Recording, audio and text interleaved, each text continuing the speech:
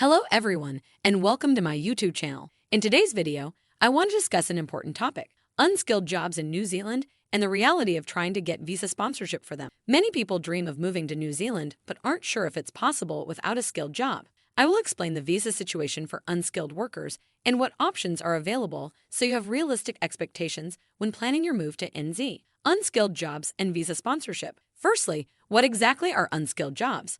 Unskilled work refers to jobs that don't require a high qualification, training, or experience. This includes roles like farm laborer, cleaner, kitchen hand, hospitality worker, and retail assistant. Now, the reality is that it is very difficult to get visa sponsorship from an employer for an unskilled job in New Zealand. The immigration system primarily focuses on bringing in skilled migrants who fill shortages in industries like healthcare, engineering, tech, and construction. Most unskilled roles do not qualify for long-term visa sponsorship as they do not meet the skill level or pay threshold required by Immigration New Zealand. Very few employers will be approved to sponsor someone for an unskilled position. So, if you are hoping for a cafe, farm, or retail store to sponsor your visa, unfortunately, this is unlikely to happen. There are more realistic visa options for unskilled workers that I'll explain shortly. But you need to understand the limitation of employer sponsorship if you are unskilled. Why visa sponsorship is limited. There are good reasons why visa sponsorship is restricted for unskilled migrants. The government's priority is getting Kiwis into jobs first. Unskilled roles generally have higher unemployment rates for locals. Bringing in overseas workers for these roles makes youth unemployment even worse.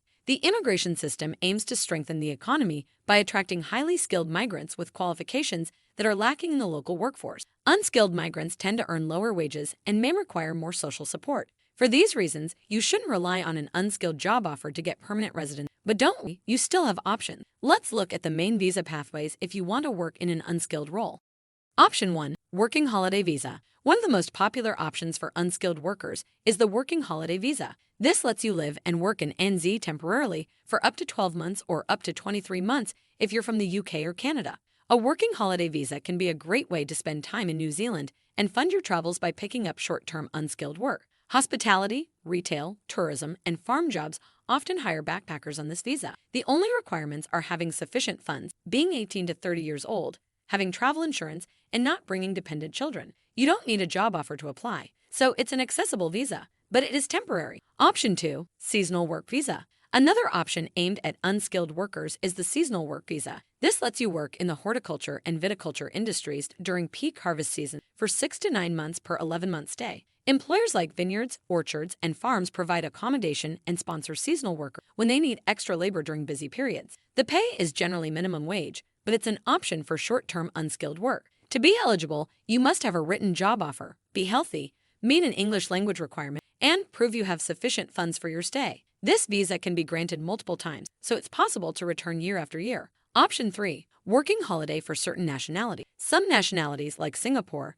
Taiwan, and Malaysia have special working holiday agreements with New Zealand that provide extended options. You may be eligible for multiple visas, longer stays, or open work rights. For example, Singaporeans can apply for multiple 2-year work visas up till the age of 25. So check if your country has a specific working holiday arrangement with NZ. This can provide more long-term work rights if you are unskilled. Option 4. Partnership visas. If you have a partner who is a NZ citizen or resident, being added to their visa as a dependent allows you open work rights. This means you can work in any job, skilled or unskilled. Partnership visas include de facto, marriage, civil union, or joint family. So, having a Kiwi partner can provide a pathway to live and work in NZ long-term. Just be aware these relationship-based visas require proof of living together in a genuine partnership, but it's an option if you meet the requirement. Option 5. Study and post-study work visas. Studying in New Zealand also opens up work opportunities, especially in lower-skilled jobs. Student visas allow part-time work up to 20 hours during term and full-time in holiday. Certain scholarships and programs, like the Recognized Seasonal Employer Scheme,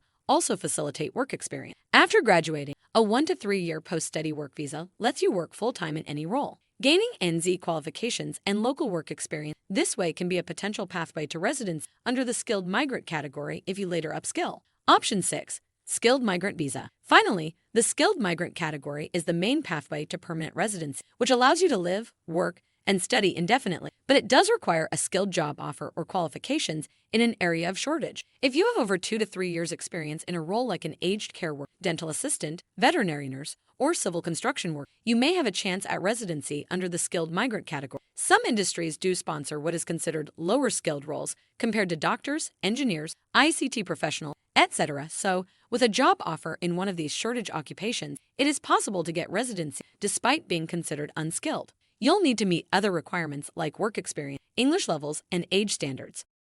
Conclusion: I hope this breakdown gives you a realistic picture of the visa options for unskilled workers wanting to move to New Zealand. It is challenging but not impossible, especially through pathways like working holidays, seasonal work, studies, or relationships.